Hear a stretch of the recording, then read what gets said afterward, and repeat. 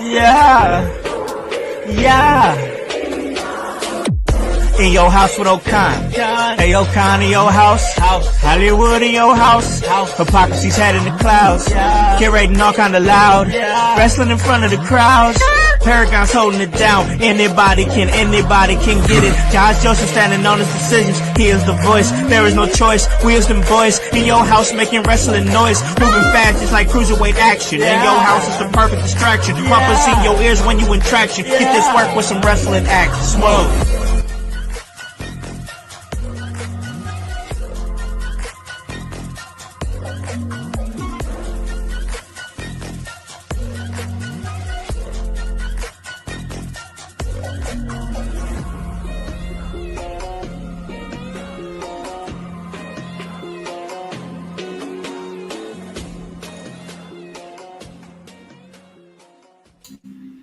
What is up, guys? What is cracking? It's the Con Man, and I am in your house. And you guys already know the vibes.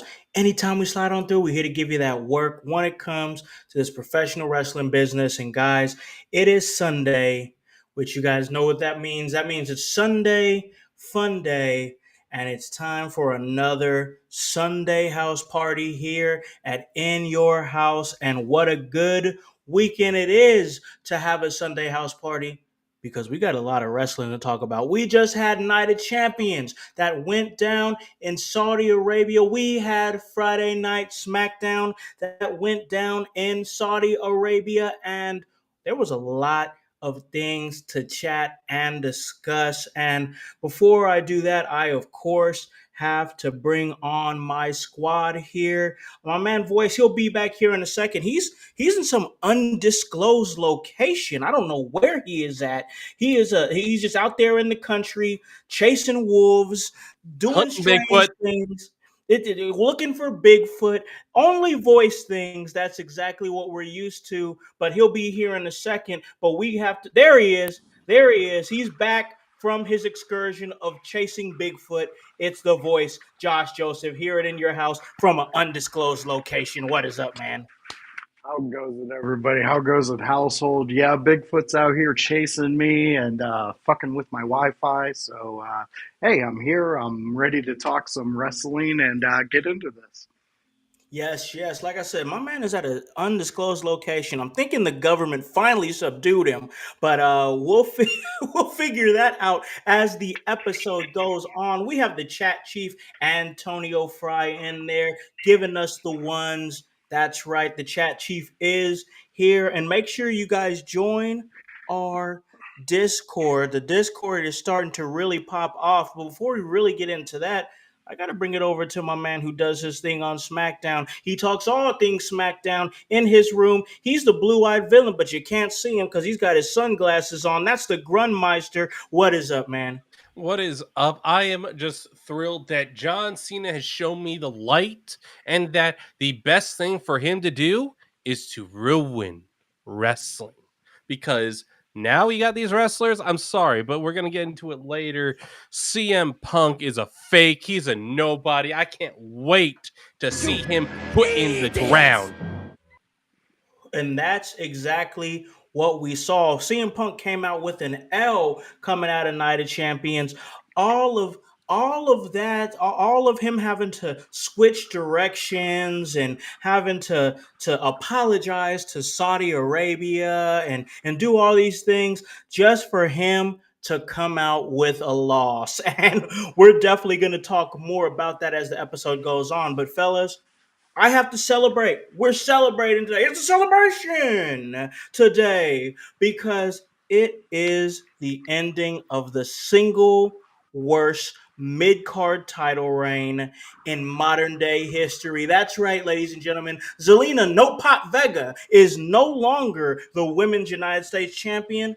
It's Julia. And I got to tell you, I will say this. We call a lot of things here on In Your House. We're on top of a lot of things here.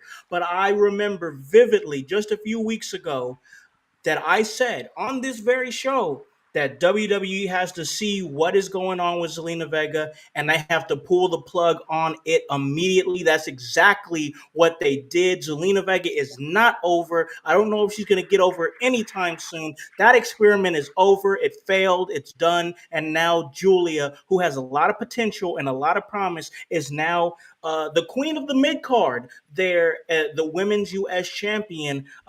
Grun, you cover all things SmackDown. If you could, give me some of your thoughts on that situation and give me some of your best highlights from SmackDown.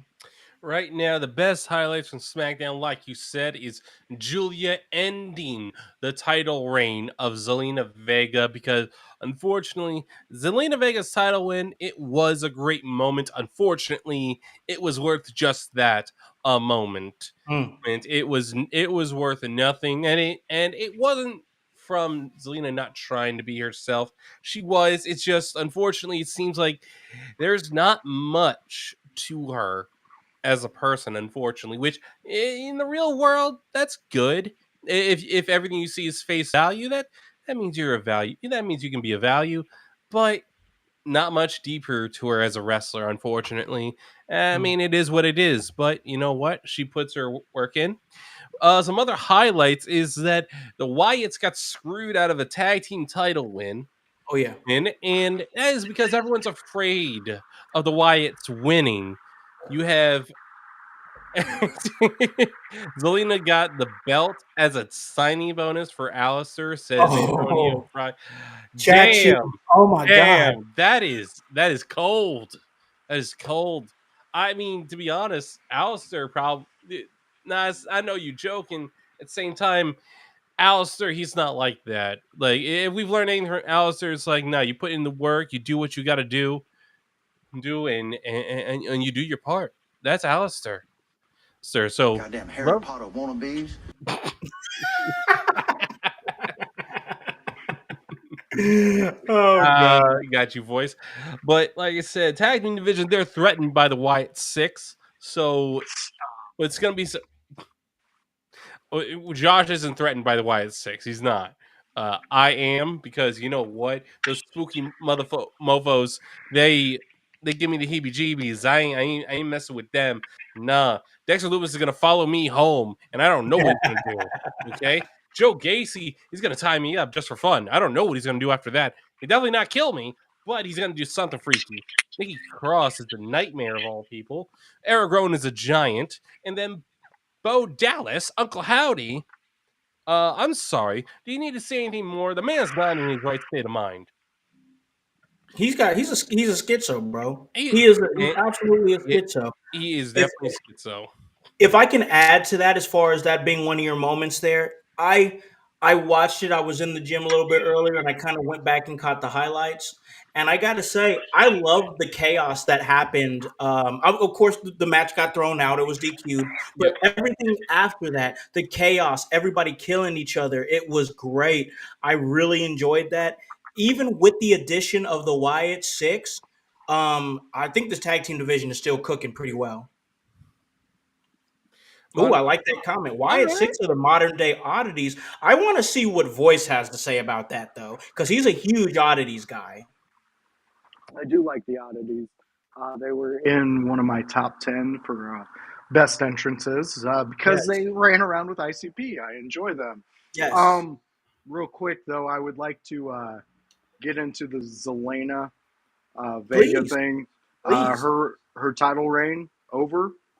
I would just like to say Run, bitch! Run! because weeks ago, months ago, almost a year ago, House spilled out exactly how to make Zelena relevant, make her character intriguing and captivating. They did no such thing. They gave her the United States title and said, "Run, bitch, run." So now we get to Julia. Let's see what Julia does with it. Let's see. Let's put her in the hot seat. Let's see if she can hold this. Let's see if she can go above Zelena's bar, which I think that she can, but time will tell. Now that drags us back to this Grun's fictitious world of everybody's scared of these Wyatt sick. You know what? I'm scared of COVID more than the Wyatt Six as a tag Damn. team. Damn. Well, they're both boogeymen, so and we all know boogeymen don't exist.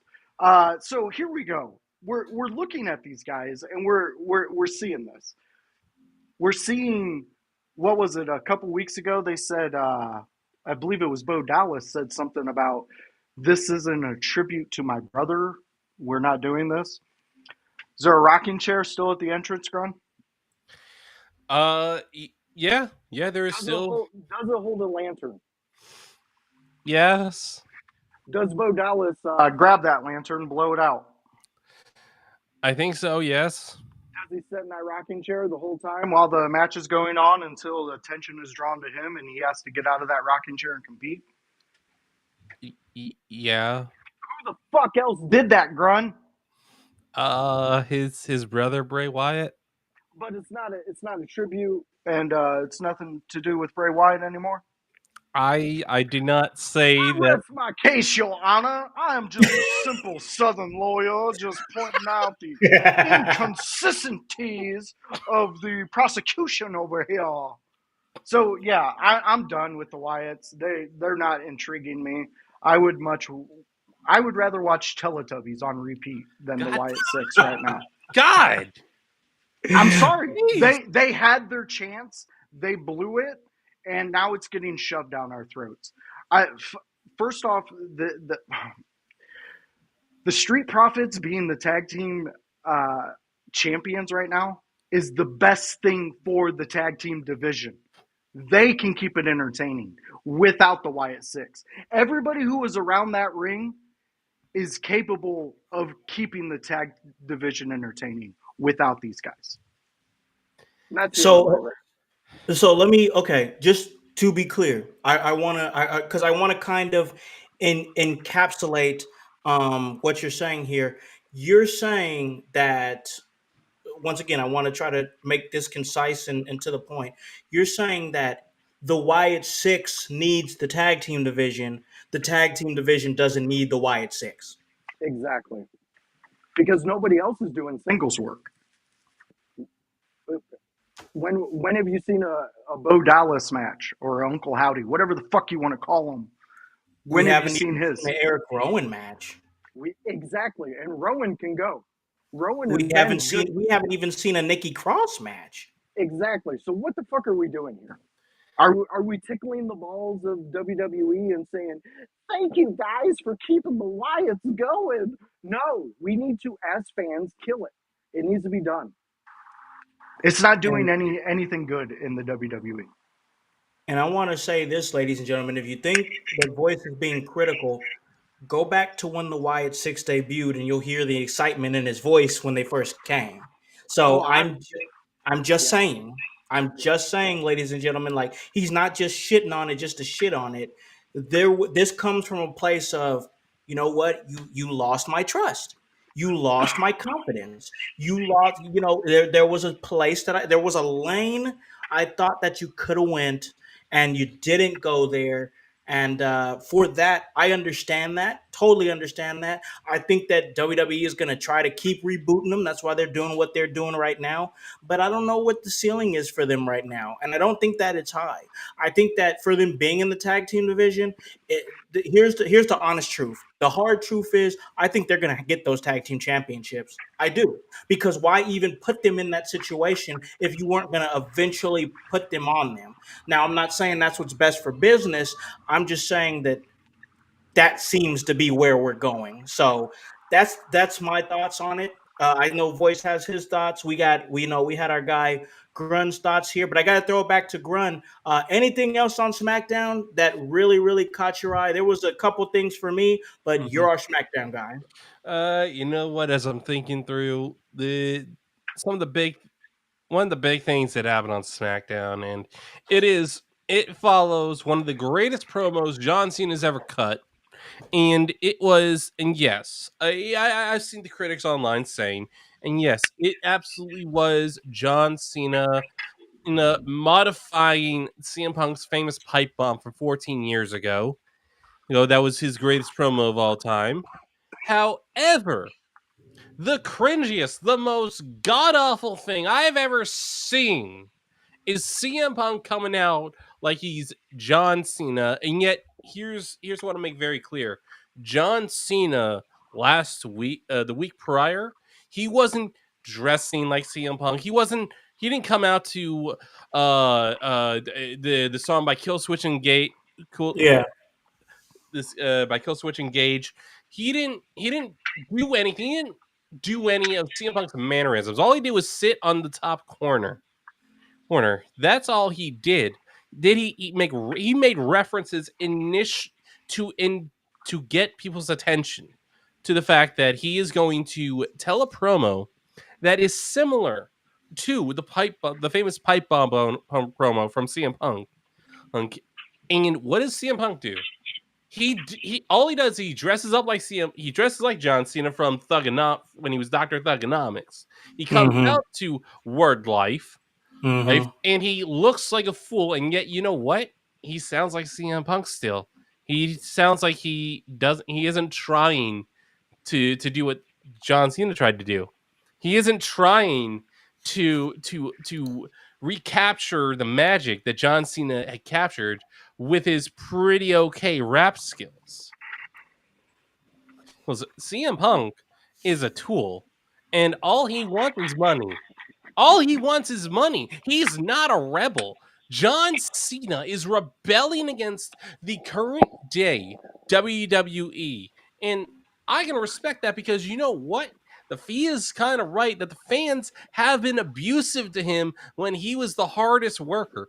Did he take advantage of his authority or his power, his political power backstage? Sure, I'm sure he's guilty of that. I'm not going to let him slide on that. But at least he's always been honest with us. He's always been honest. Punk lies when it's convenient for him. Punk tells the truth when he's caught, then he rewords it to make it fit his narrative. Oh, okay. Okay, that's funny right there. CM Punk looked like a wannabe Jeff Van Dam. That's good. That's good. Shout out to our guy Daniel Garcia over there in Puerto Rico. We appreciate you, man. Thanks for hopping in. Our guy, the chat chief himself, says Punk compared himself to Kendrick, but got ethered like Nas. Oh man, I get that hip hop reference in a major way, bro. I get it. Okay. All right. All right. Grun, you're done, right? I know you got that off your chest. That's You're done. yeah. Okay, great. I want to make sure that the path is cleared for me because here I come. CM Punk is a joke. I mean, and listen, man. When he was doing that pipe bomb promo in 2011, I was all locked in. I was bought in. I bought Punk merch. I was waiting for him to leave Money in the Bank 2011 with that championship because I thought it was just symbolic of the awful direction that WWE was in at the time, and he was one of the only bright spots. This guy likes to act like he is a martyr, like to act like he is a rebel, like he's anti-establishment. Well, we've seen over these last few years, Punk has kind of had to eat a shit sandwich that he cracked out himself. Most definitely. When he left wrestling, he didn't just burn the bridge, he charred that bitch. Like he was on the way out the door from wrestling. He talked shit about everybody, said had things to say, hated wrestling, this and that. But guess what? When the UFC didn't work out, when those commentary checks from UFC didn't work out, when the well was starting to run a little bit dry, and AEW came back, he looked at AEW as an opportunity to be like, this is my way. I'm going to have to eat some crow anyway, but I'm not going to have to eat as much crow because I don't have to go back to the WWE that I really shat on and had issues with lawsuits and things of that nature. So he went to AEW as like a safety net to be like, hey, this is me getting back into wrestling. But no, I'm not going to WWE. Trust me, I'd never go back to WWE. Well, we all know how history played out, and we all know what happened with CM Punk and AEW and how that played out. So guess what? It was a couple years ago with Survivor Series. And guess who came back? Guess who shocked the world and came back and showed up at Survivor Series? And oh my gosh, one of the biggest returns. We never thought it would happen. All right, that's great. That's fine. You went and you had to eat more crow. You had to eat another shit sandwich that once again you crapped out yourself. What have we seen since then? We've seen this man show up to TKO events in a suit, looking like a corporate douchebag. You know, we've had to see this guy apologize to Saudi Arabia Ooh, and then yeah. show up in Saudi Arabia and lose the match. We've seen this man dress like a damn fool. He is a 40-year-old man that looked like he was 15 trying to dress up like the Doctor of Thugonomics after John Cena, who artistically ethered him last week in a way that he ethered him in 2011. And then this is your response? Listen, if you ask me, there's not a better man on the mic that can sell you a feud when things get personal more than CM Punk. This is what you crapped out. You dressed up like a 15-year-old in 2002 and came out with an awful rap and talking about, oh, yeah, I'm Kendrick and you're Drake. Bro, nobody cares about that. That was relevant a year ago. What has happened? CM Punk is a shell of his former self. And you know what? I'm sure he's I'm sure he's okay looking himself in the mirror when he can fall back and sleep on his piles of money. But bro, you're not a rebel. You're not anti-establishment. You're a millionaire. You're making money. You're making money off of pretending that you're a martyr, pretending that you're a rebel. Bro, just turn heel and go corporate because that's the only way you can save face because you've become a disgrace of what you used to be. CM Punk, listen, I just want to enjoy you as a wrestler because I will never respect your opinions ever again. And that's that. I love it. I love it. I love it. That's great. You're hitting every point that I think a lot of his critics were trying to highlight throughout the years. Um, and very well put, man. You know, like CM Punk's, like I think Antonio said, he's running on nostalgia. He's been doing that. Does that mean Jungle Boy might have been the right one? The Young Bucks might have been speaking truth. I mean, we all thought that CM Punk was going to be, when he came back, we thought we were getting old CM Punk. Maybe AEW got the last bit of that well, but what we're getting right now is a polished, I'm going to do everything right CM Punk, and he ain't. Ah, crap! I mean, that's where we're at with CM Punk right now. This is what we have. We're not getting anything better. This is maybe the heel turn will be something that we can sink our teeth into as fans. Maybe. But I mean, I'm not, I'm not holding any money for that. Yeah. So if I could comment, so the AEW situation with CM Punk, I don't think really anyone's innocent. I don't think there is a sole guilty party. I think it was, I think Punk more often, Everybody was wrong. yeah, everyone was at fault. Punk let his emotions get the best of him. He allowed himself to be to get so emotionally involved in AEW that he expected everything to go perfectly. It's like, no, you're always going to work with people. Doesn't matter if you're a pro wrestler, work in a warehouse, work in a car dealership, whatever. There's always going to be people that you don't like. But you got to pay the bills. You gotta okay, and so it's like that's just a fact of life. There's going to be people you don't like, and you just got to learn how to work with them because you know what, you got bills, you got to pay them, they got bills, they got to pay their bills. Okay, Mm-hmm. I must okay. now be your judge, your jury, and your executioner. It is time. It is time for us as fans to do this to CM Punk and Yep. hold him at the light that he has held all these other guys for. And I am so upset that he is making me a John Cena fan. John Cena is doing some of the best fucking work in wrestling Best. to day, storyline wise, pushing younger talent, making sure even the older talent who helped him get to where he was got the nod that they deserved. Talk to John him. Cena is wrestling. It kills me to say this, but he's wrestling. That's crazy, bro. That's so damn crazy to hear those words. I can't fucking I know. I can't believe it, bro.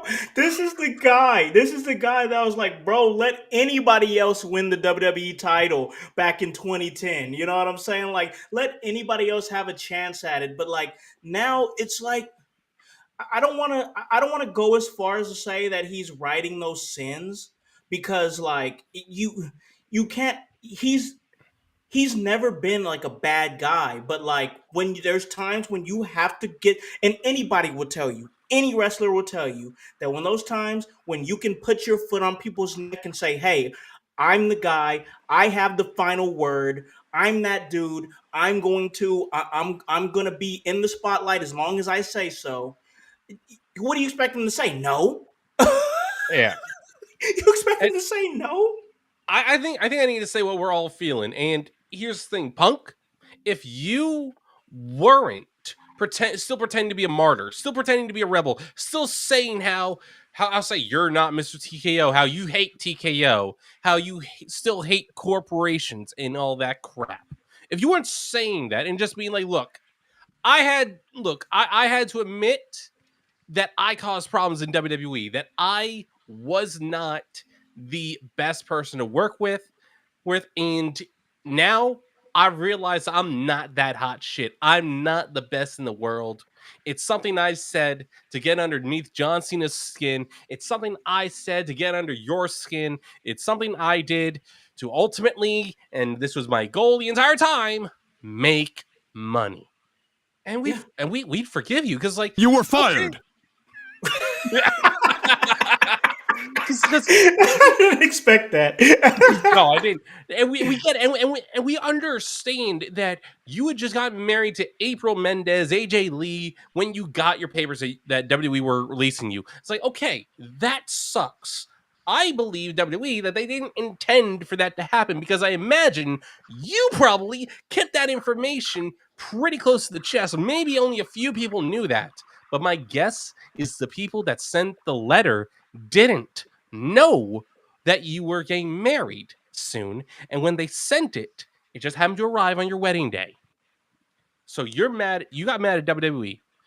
Listen, all you got to do is be a man, and that is admit that you were wrong, admit you did things wrong, and that, yeah, you want to make money. We all want to make money. We all do. But you got to have conviction. You got to have values. Okay, because you know what? Roman Reigns says he's revealed some of his values, and you know what? He's still Roman Reigns. He's still, when he's in that ring, when he's cutting that promo, he is giving the fans everything they want and everything they need, and he is building the story that he is supposed to build. John Cena learned after you left how much damage he did. And so he did what he could. It may have not been much, but you know what? He gave a good match to Adrian Neville. He gave a good match to Kevin Owens, a good match to Sami Zayn. And now look at those three. Now, granted, Pac, like, he's a bit wishy-washy in AEW right now, but Sami Zayn and Kevin Owens, two of the biggest stars in WWE today. John Cena could have ruined their careers, and you know what? He didn't. Hey, I'm just saying what John Cena is doing right now, really, I mean, he's still being John Cena. Mm-hmm. He's still being John Cena with everything that he's doing. And I think that honestly, I think that's why people are going to organically get back behind him because he's just out there telling the truth. We got the chat chief in there. He's like, the only reason why fans cheered Punk when he was gone is because he wouldn't let them forget every podcast, every interview, every opportunity. And here's the thing, bro. I just want to say this. How are you the best in the world when you didn't wrestle for 10 years? It's just, I mean, for him, it's just a moniker. Now, did we get a lot of, we saw a really good version of him in AEW. I'm not disputing that. But this isn't AEW. This is WWE. And yes, while he had one, in my opinion, one of the better Hell in a Cell matches I've seen in this era, for sure against Drew McIntyre, I think we can all agree that this is a what have you done for me lately business. And him parading himself out there in a Cubs jersey and a Nikki Bella hat backwards with drug free written on his hand thingies, whatever, his rings, whatever. I don't care. It was corny. It was cringy. You looked stupid. And if this was your response for John Cena parroting your pipe bomb promo, you didn't get me, man. You did not get me at all in the slightest bit. I think we got to move on from that, just because I mean that was what it was, and we spent a lot of time on it, but a lot of time needed to be spent on it for sure. We talked about the new United States champion, that is Julia. We talked about the Wyatts. We talked about Punk and everything going on with that. Honestly, I think we kind of hit a whole lot of the highlights for sure. I think that one other thing that I do want to talk about real quick, we could just skitter across this really fast. And that is, it looks like Ron Killings is about to enter a program with Aleister Black. I think that could be a good pivot point for Killings. I think it's a good thing that we can have Aleister Black have his first real feud since coming back to the WWE. But real quick, I want to get your guys' thoughts. We'll start with Voice over there. What are your thoughts right now on the direction of Aleister Black and Ron Killings? It looks like they're on a collision course. What are your thoughts? I love it. I think this is great for both involved. I mean, think about it. We're getting Aleister Black back in the WWE. And again, he's still doing Aleister Black shit. It's like he never left. Um, I do like the more where he's leaning into guys and whispering to them and saying shit to them. I love that aspect of it because his whole demeanor, his whole presence is Aleister Black. It's dark. It's the unknown, and Mm-hmm. I think that's where we're entering for this generation to learn about Ron Killings too, because there's not a lot this younger generation knows about Ron Killings. They know Yeah, about they our just know truth. our truth. Yeah. Ron Killings is a killer, man. He does not stop until he gets what he wants, and we've Mm-hmm. seen him do it many times. Um, and the simple fact that he's with Aleister Black in this, and it's outside of the John Cena storyline as the John Cena storyline is still unfolding, um, it really gives me hope that they are going to be doing something really big with Ron towards the end of John Cena's run. And I've been saying it for weeks since it started with Ron, with our truth getting back with John Cena. Ron Killings will be the one to stop John Cena. Seth will cash in on Ron Killings and save us from Ron Killings. And it will be that moment where what you brought up, House, you wrap this package that I've been building with the perfect bow. It's the silent retirement of our truth. And I can see it. I can see it. Yeah. So I love it. I love this chapter. Yeah, no, I'm with you. I think I'm telling you, keep with that, because I'm keeping with it too. I do feel like we're seeing the quiet retirement year of Ron Killings. I truly do. And if it's right for him, if it's what he wants, I hope I'm right, ladies and gentlemen. If it's what he wants, I hope that I'm right. But let's get some of your quick thoughts before we go to break. We got to talk Night of Champions on the other side of the break. Grun, what's your thoughts on the direction of Ron Killings and Aleister Black? I feel like this is. I feel like we're looking at R-Truth's final contract with the WWE, and I think I think we're going to see a lot of things accomplish. We're going to see WWE give R-Truth moments that he deserves, possibly another title run, possibly possibly be the one to end John Cena's title reign. And you know what? I think we all can say this, that Ron Killings earned this. He has deserved it. He has entertained us Hmm. for over a decade. And and you know what? He has been an incredible part of the WWE. And even when WWE was at its worst, Ron Killings was always funny, entertaining. It definitely feels like it is killing season. I cannot Yeah. wait. This is going to Ah, be an emotional roller coaster for some people. Oh yeah, I this is agree. gonna be fun. I think it's going to be fun too. I truly do. I truly do. Keep your eyes on Ron Killens. He's now, it seems like he's about to start this feud with Aleister Black. We have Ron Killings, not R Truth. We know how R Truth always integrated himself into storylines in a fun way, in a goofy way, in a silly way, whether it be like with the Judgment Day or whatever, and the 24/7 championship and the fun that we saw with that. We saw some fun stuff. Now we're seeing the integration of Ron Killings in the storylines. It's going to be very interesting. It's something to keep your eye on as the year goes on. But I stand on business when I say I do truly feel like we're seeing the final contract, the final days of Ron Killings as a professional wrestler as he retires and maybe does his music, maybe does something else, maybe just enjoys family. I'm sure this is a guy who's made plenty of money and saved it really well, and he seems like a smart man. So yeah, that's some of our highlights, some of Grun's highlights from this past Friday night on SmackDown. But we got to move on to Night of Champions. But hey, before we do that, we got to take a break. We got to pay a few bills.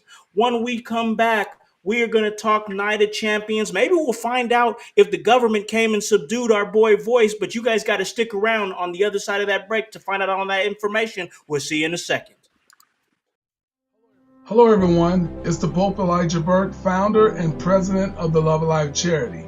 I wanted to take this brief moment to share with you my charity's continued humanitarian efforts to positively impact the impoverished communities in and around the greater Jacksonville area. This cannot be possible without your support. If you'd be so kind, please take a moment to visit our website, love-alive.org, to learn more about the charity and its mission. Also, feel free to donate to our 501c3 organization that operates off of the donation of the public, which is you. Whether that be by website or via Cash App, $1 help makes a difference in the lives of others as we continue to positively influence many people by being the change that we wish to see in the world.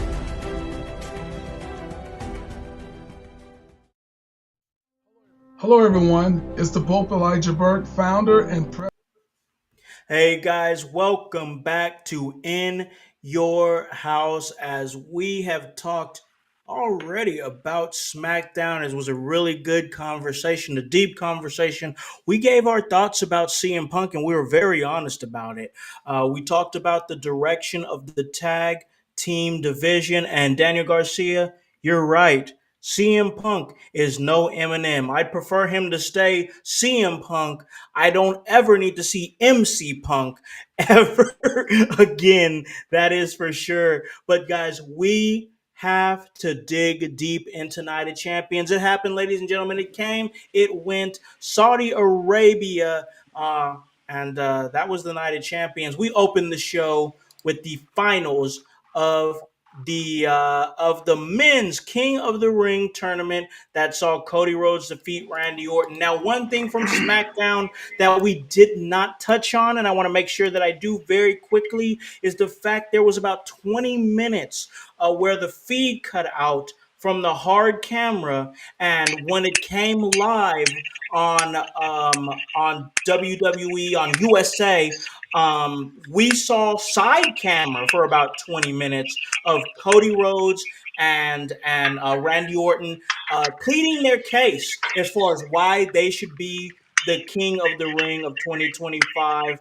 I thought it was a very interesting angle. I didn't hate it. Sometimes I was like, okay, because my wife watched it too, and she was like, well, why? How come they can't get the camera straight on them? How come the camera is panning and stuff like that? I had to explain to her it's hard camera. When you're on the side camera, it doesn't have to be pretty. It doesn't have to be clean because anything that's not pretty and clean, they cut that out. But because the hard camera feed went out, they had to rely solely on, the ringside cameras. And they don't have to stay steady and firm and hold it as like hard camera does. Hard camera has to stay stationary. Ringside roaming camera is allowed to move around, and then they just cut out the bad shots. And they keep it mainly on this is inside baseball for you guys in there that have never done professional wrestling production. I've helped produce many shows. That's not a brag, that's just a fact. So they have the hard camera that is stationary, and then they'll have some cuts from ringside camera to help give you a different perspective on the show, and get closer to the ring and maybe see some things that you're not going to see on hard camera. They had to rely solely on the roaming camera because of the feed to the main camera, the stationary camera. It got cut for 20 minutes. I did not hate that. I did not hate it. I liked the realism. It looked real. Maybe go to that every now and again. I'm not saying do it all the time, but I'm just saying I didn't hate it. I didn't hate this match either between Cody Rhodes and and Randy Orton. I was a little surprised, not surprised. I don't want to say surprised, but like this is the first time they've wrestled each other, I believe, uh, and since Cody came back. Um, and it's just crazy that it was at a King of the Ring finals. Like, so I'm at a weird tipping point here. I love the fact that our King of the Ring finals has potential to be two guys the caliber of Cody Rhodes and Randy Orton.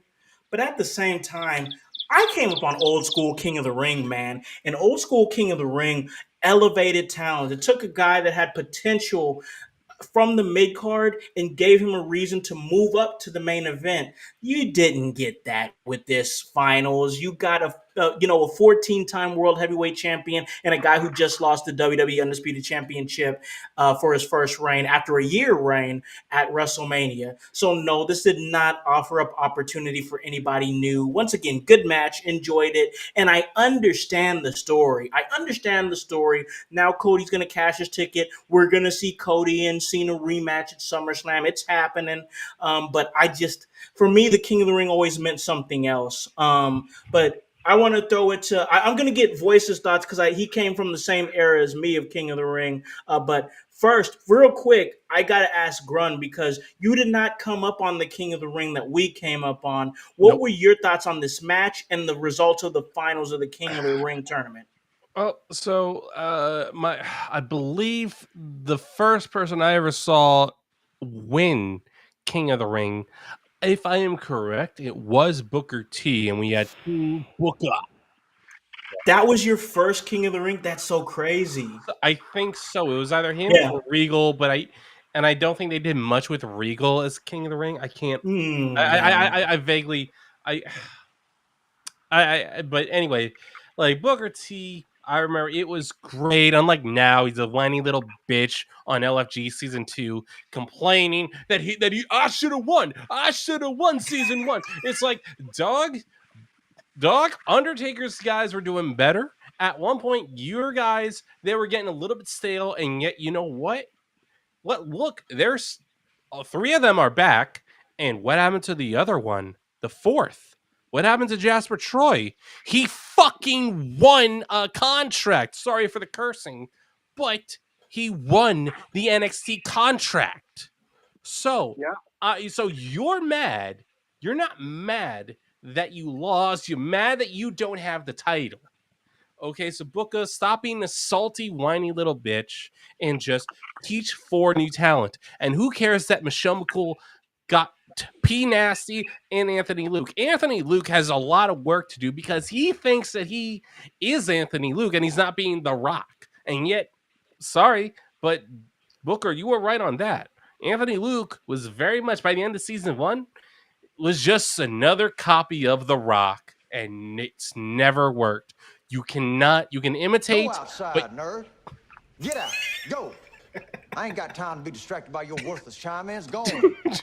You can imitate, but you can never duplicate.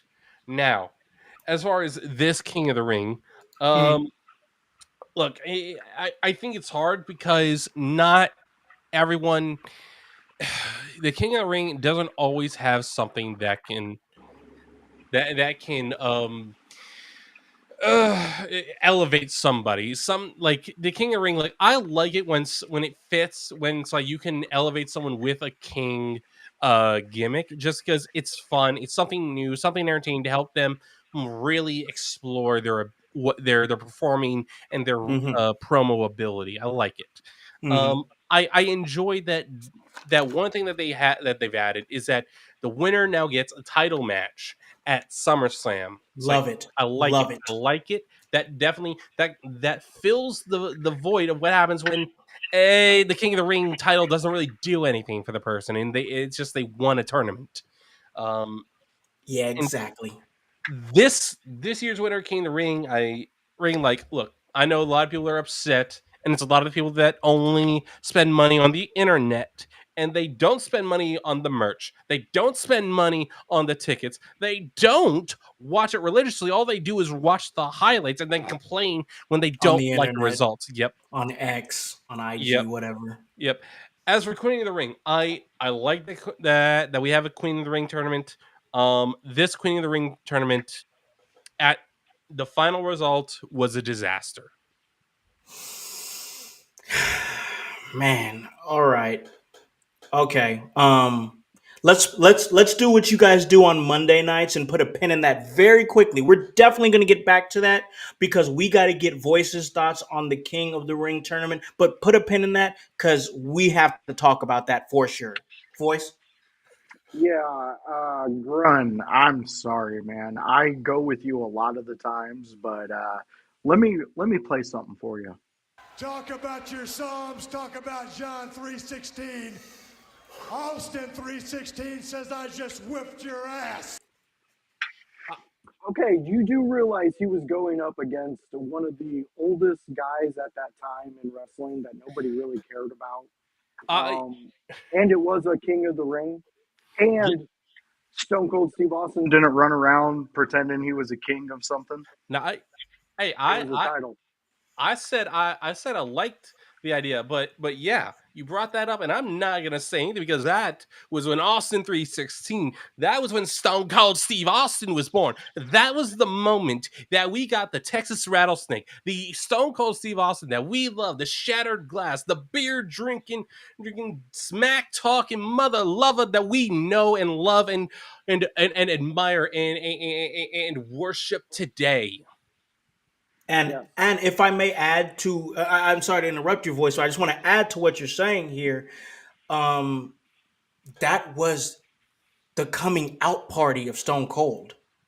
That was Very when we true. saw his trajectory change. So when I say that I love the fact that we can have a match the caliber of Cody Rhodes and Randy Orton be a finals, and I like that. I enjoy that. At the same time, that's the King of the Ring I came up on. The King of the Ring I came up on propelled talent. This didn't propel anybody. It didn't change anybody's trajectory. It just moved stories along, and that's fine for what it is. But once again, not the uh, not the King of the Ring tournament I came upon. Exactly. And so where we're at now is just they're using the King of the Ring as a title and not a momentum builder. And that's the complete wrong way to use King of the Ring. The idea that like some of these guys do become a king, as in the King Booker, King of the Black Hearts, Owen Hart. Those things I like for certain people because those things, like what King Booker did for Booker T's career, was he was being introduced to a WWE audience coming out of a WCW company. It gave him legitimacy in our eyes because it was of a tournament that meant something. There's so many guys built from the King of the Ring, which makes me that this finals was very not good. I didn't enjoy it. Honestly, I would have loved to see Solo in the finals of this. We got to talk solo for sure. Exactly. We'll get to Solo, but I think if we would have put Solo in this, and those guys would have came out in that to make him King of the Ring. Now you're telling me King of the Ring means something. It meant something that the Samoans had to bring their big enforcement to this to make sure one of them wins and gets that momentum built. You creatively, WWE took the lazy way out by making Cody the champion, because you can write Cody into that story without him getting this title, this accolade Boom, in his belt, and that's what's boom. disgusting. You could have done a justice to Randy Orton if you're going to keep those two in there and given him the title, because the last time he was in Saudi Arabia, I believe he lost uh, Yeah, a King of the Ring. yeah. He lost the King of So the Ring. Yep. if they would have did that, that would have been a nod to the fans, giving them what they want, making it kind of important at their place. I don't know. These are things I'm just thinking of. So I'm with you, House. I'm not a fan of this one. I love the match. I thought the match was good. Good I match. love Good I match. love seeing Randy Orton just live in the moment nowadays and Yeah. enjoy Ah, every yeah. bit of it. But again, I don't need Cody as a King of the Ring. No, me neither, bro. Just no, man. I mean, it once again, it is what it is. I think we've kind of set our piece on it. At this point, we would just be kind of circling around and saying the same thing. But yeah, good match. Two good competitors.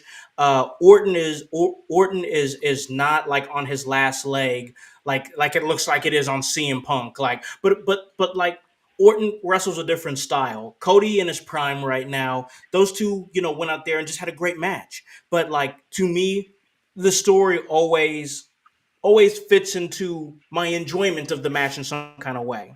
And knowing that this is going to be like one of these guys, one of these established talents is about to become the king of the ring, knowing that I'm just like I'm just watching for the match.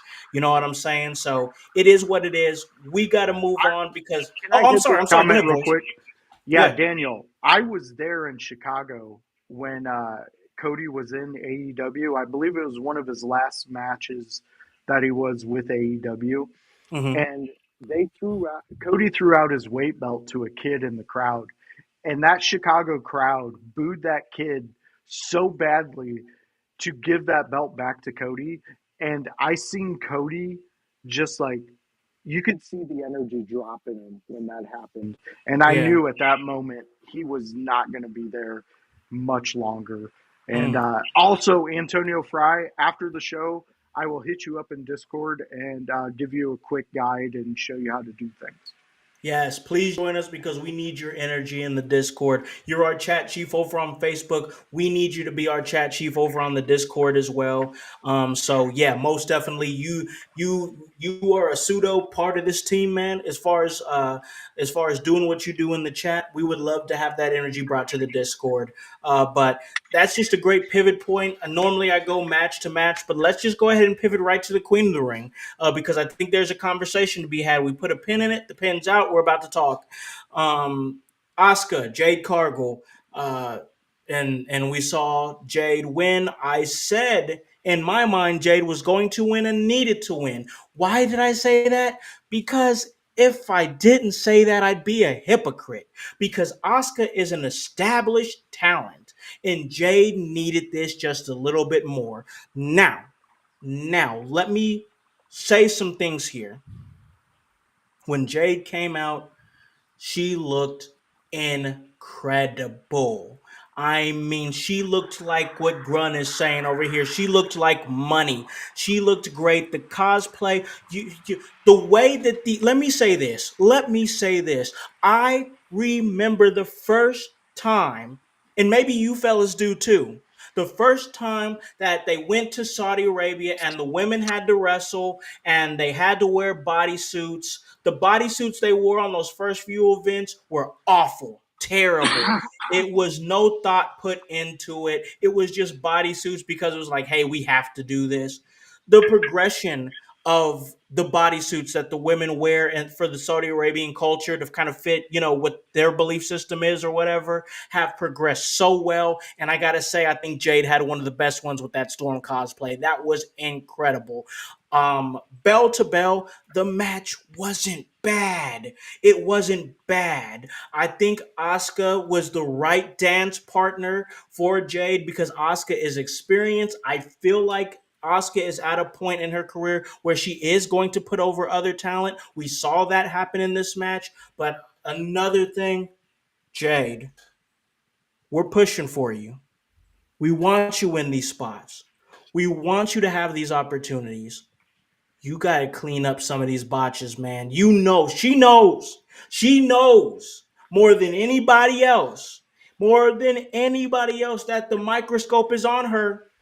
It's been on her since she signed. Listen, let's be honest. It's been on her when she was in AEW. When Mm-hmm. she was in AEW, the microscope was on her. And then when she came to WWE, the microscope intensified. And then she got protected in a tag team with Bianca Belair. And then they let her off on her own after that, and she hasn't done terrible. She's been good. She's been passable. I think she still has some work to do on her promos. I think she still has issues with confidence as far as promos and stuff like that. I even noticed that in her victory speech last night when she won Queen of the Ring. There still needs to be some work. But it's time to clean it up. It's never going to be more of a time than now that you need to clean it up. Because look at Jey Uso. Everybody was saying Jey Uso needs to get an opportunity. Jey Uso needs to be the world heavyweight champion. Jey Uso is potential to be the face of the company. And then what happened? They gave him the title, and the microscope was in on him ever since he won the Royal Rumble. It was because we watched every little thing that he did.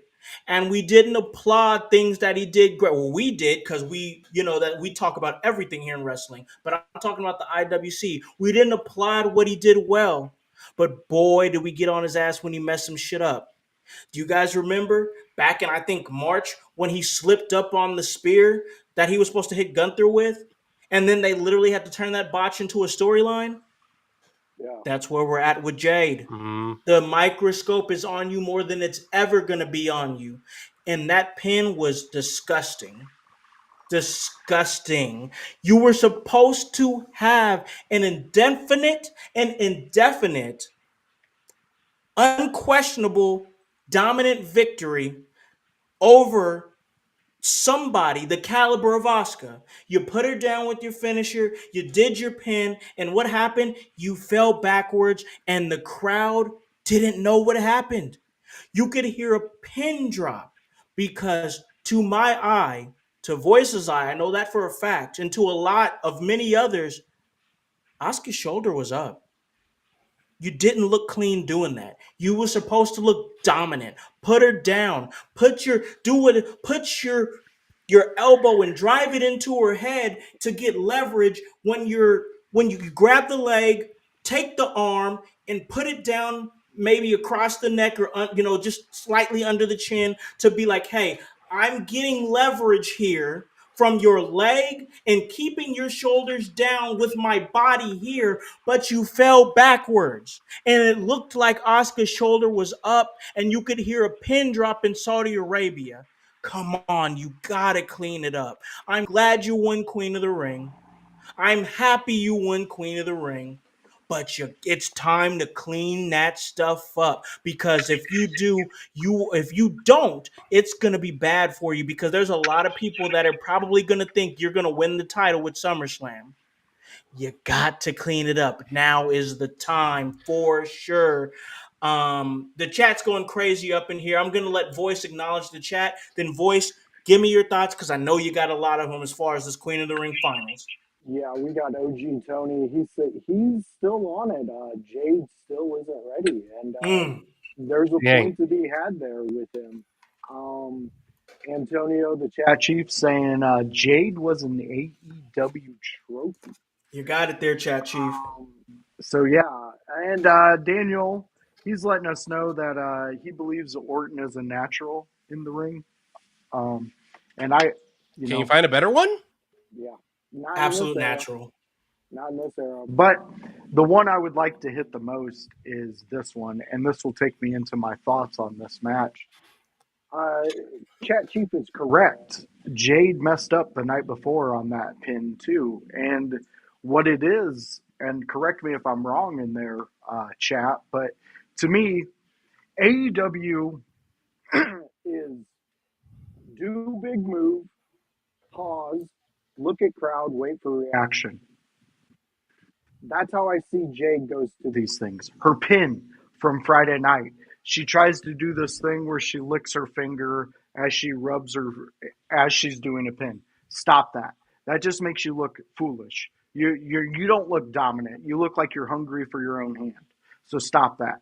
In which that's where I kind of seen her do this roll up with Asuka at the end. She kind of went for something and then couldn't do that.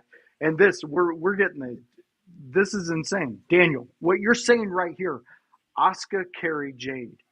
Did she though? Asuka tried to carry Jade through this whole thing, but Jade, and I'm sorry because I've been one of the biggest supporters of this woman since her He name has. dropped with He has, ladies and WWE. gentlemen. I'll back that up. When she was in AEW, I was defending her in chats on my Saturday night watch alongs. I was about Jade because I see the potential in her. She is a anomaly in the women's division. And I think you're right, House. Her confidence is hitting her because she's not getting into the character. Okay. AEW did her so many disadvantages because I'm seeing right here, yeah, Chat Chief is saying Logan Paul and Jade wrestled the same. I don't think they do because Logan Paul, hate him for what he is, but the dude will bust his ass until he gets that move right. Mm-hmm. And we've seen video of him doing it. We don't see video of Jade out there even in her on the mic work. When you're doing these things for WWE as a whole, as an organization, as a company, and you're on a mic, that's the time for you to get better. You were with Bianca Belair, one of the most captivating women in wrestling today, in ring, on mic, backstage, whatever she's doing, if the camera catches her, you want to know what's going on. Even when she's taking video with her husband in, I forget, Australia was the last place they were at, and they're just standing out there looking at the mountains. It was amazing because they are amazing. Montez Ford, he's another name that needs to be brought up more. Everybody needs to be talking about him. And that's where I think Jade needs to be, but she's not there, right? In ring work, Asuka should have made her look like a diamond, like the Storm character she was portraying. Mm-hmm. And Mm-hmm. she felt like a drizzle. She felt like Master Shake. I'm the drizzle. You know, like Hey, I you're love not the doing drizzle. anything. I love the drizzle too. But did the drizzle do anything besides set nuclear waste and turn into a Not worm? a damn thing. He didn't do shit. Exactly. So what the fuck are we doing with her? Like imagine if we could write for Jade and where she would be at today. Somebody has to step in her ear, and I don't know how many people are left because Trips has been in her ear. I don't. You know, What's it where gonna do we take go? to unlock? What's it gonna take to unlock that potential? Because I think we all can agree that potential only carries you so far. It does. I think chat. Yeah, Tony, you have Antonio both saying something that I think WWE did not realize because AEW, like Josh was saying, did her a disservice. AEW covered up every one of her weaknesses to make her look great. And Jade, I give her this. She's got the charisma in her. She's got the bigger than life persona ability. But she has not honed it. AEW directed it and were in complete control of her. Her and the problem was they needed to because she didn't have the knowledge of the industry. Now, Roxanne Perez, I know people don't aren't huge fans of her, and yeah, I'll admit, like, okay, she hasn't blown me away, but you know what? Roxanne at least knows what she's doing. She's young, and yet she's Josh, Whoa, that's gonna be a Josh. whole thing. Yeah, it is going to be a whole thing. Okay, Well, okay, Grun, before you go any further, since you were saying that with Roxanne, Yeah. explain her getting into this match and what happened. Why did she not clothesline from the front? Why did she not clothesline from the front? You know what? I don't know. It could have been, I don't know. It could have been a mistake. It could have been she mistimed. Well, it could have been a big mistake because it could have snapped the other girl's neck. If you go back and you rewatch the way that girl fell because of Roxanne coming in there and doing her hit into the back, that put all the pressure onto that neck. I'm just saying. Okay, all right, but but so back to Jade Cargill. WWE, if they had realized, and I don't think they truly tested her out until they had signed her, and it was already out that they had signed her. AEW made her seem like a really big deal. The internet made her seem like a really big deal. So WWE were forced to put her on the main roster. They were in a bad position, and now they're like, Jade, it is it we thought maybe you could do decent. We didn't need you to do fantastic, amazing, next world level great, but you needed to be decent. You did a good job selling the knee until Yeah, I liked that. Yeah, until you did the kip up. And it's like yeah, anyone else would know that if you're selling a knee and you do a kip up, buckle the knee that you can stand up, face struggling through the pain, and pose, and at least that looks better. The pin, I believe the pin is in, like you guys are saying, I believe the pin is completely on Jade. I don't think she slipped. I think she didn't realize how far she was how hard she was pulling Asuka. Asuka has been in this industry for a long time. She was in New Japan, and they are, does not matter where you are from. They are strict. If you are not good enough to perform in New Japan, you're not good enough to perform anywhere. Or at least maybe not anywhere, but not at a high level. Not able to perform at a high level. Well, Asuka knew that, okay, this is the finish. I let Jade control my body, let her pin me. Jade yanked her body way too far. Jade? You're simply hallucinating, you moron. You're Not you. Yeah. I'm talking about that was toward Jade, not you. Yeah, but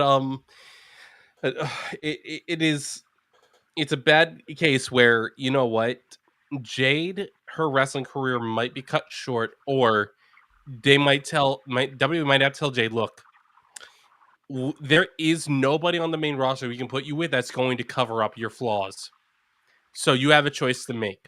You either bite the bullet and go to NXT, or we have to let you go because we can't keep doing this with you. We can't. There are other women. listen, Bailey Humphrey on LFG, she deserves that spot more because, and here's the thing that's crazy to me. The people on LFG, most of them, they look better than Jade Cargill. And you know what? They didn't have all the special coaches. They didn't have, what they have is years of working in college sports, of being college and just being athletes. That's all they have. They're coming in this industry with the knowledge that they do not know a jack shit about this industry. They are coming in knowing that they are replaceable if they cannot learn this industry and cannot get the fundamentals down. Bailey Humphrey came in, was given a nice assignment. The Bailey, you don't look pretty. You can't be a diva. You can't be happy-go-lucky, just happy to be here at talent. Maria Kanellis, you need to be a monster. And Bailey said, you want me to bring out a monster? Okay, I'll bring out a monster. Scared everybody. Everybody's intimidated by Bailey Humphrey. Her finisher that she's picked, I don't remember, Shane something from the Indies does it. And Shane Mercer, Shane Mercer. Iron Demon. And everybody says Bailey Humphrey hit that move beautifully. It looked intense, amazing. It had the right pause modes to get you build up to the excitement of the impact. Then she hits it, and bang. Bailey Humphrey deserves to be on the main roster if we're going to let Jade Cargill on the main roster. Listen, let me jump in real quick because I agree with what you're saying here, Grun. But I'm going to tell you this: WWE will release Jade Cargill before they send her to NXT. Maybe. Listen to what I'm saying. Hear me. Listen to my words.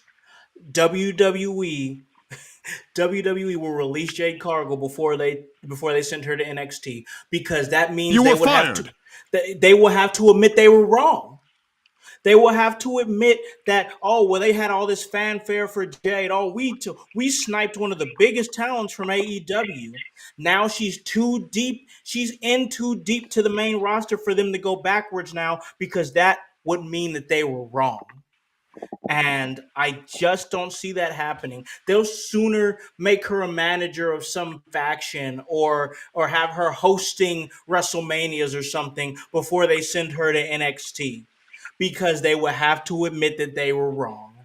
And I just don't see them doing that, especially the investment that they've put into Jade Cargill already.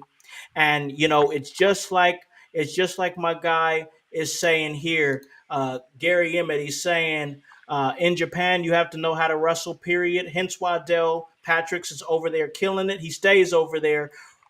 Raise hell, praise Dale, huge Dale Patrick's guy. But the reason I bring that up is that when you go over there, when you go to Japan, you know you're getting a crisp style. It's one of the most crisp styles in all of wrestling. I used to watch New Japan religiously because I was trying to escape from this is years ago when I was trying to escape from WWE.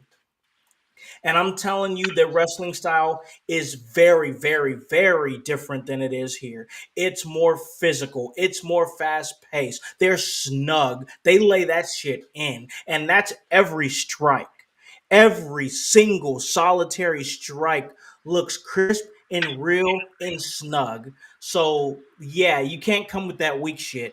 I mean, an excursion for, I honestly, an excursion to Japan for Jade Cargill would make or break her. Mm, Period. I don't see no middle ground. It would make or break her. Either she would rise to the occasion and become an incredible striker with incredibly fast-paced action for her size, or she'd be like, "This ain't for me." you know mm. and that's just how I see it. But yeah, they're not sending that athlete back. They're not sending her back to NXT because that would make in WWE's eyes, that would make them look stupid. Yeah. Just my thoughts. But we spent a lot of time on that. We do got to move on to the remainder of Night of Champions because a lot of things happened. um Rhea Ripley defeated Raquel Rodriguez.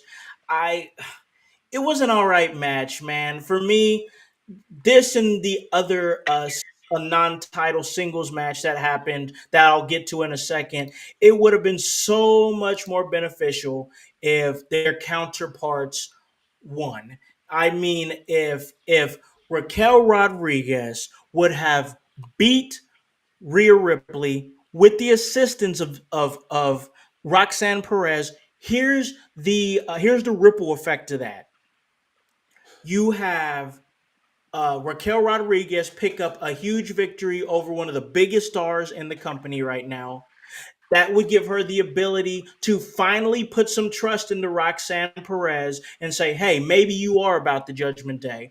Here, take this tag title. We're gonna do it." And then what happens? What proceeds in those months? You see, and you have to. It has to happen that Raquel Rodriguez and Roxanne Perez become one of the best women's tag teams that you've ever seen.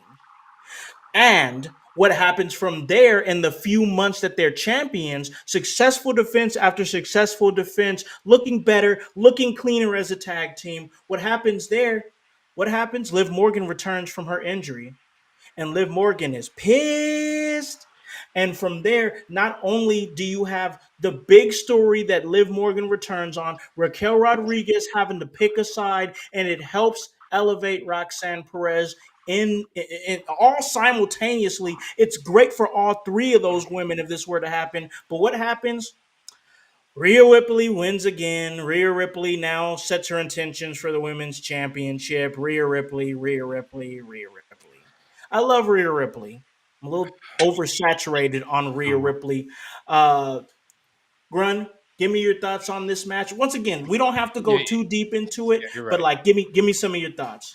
So you know what? I think the biggest overall problem with not just this match but this pay per view was that Saudi Arabia wanted the crowd to be happy, and with tensions being a little bit hot in the Middle East, WWE probably thought, okay, well, we can't really have a lot of heels win, so what are we gonna do? Raquel has to lose, and we'll get into the other matches, but it's they Saudi Arabia. I mean, like for example, they wanted Yokozuna to show up to the greatest Royal Rumble ever, Yeah, I and remember that. Oh, if so out of touch. you didn't know this, Yokozuna passed away a very long time ago. Many years.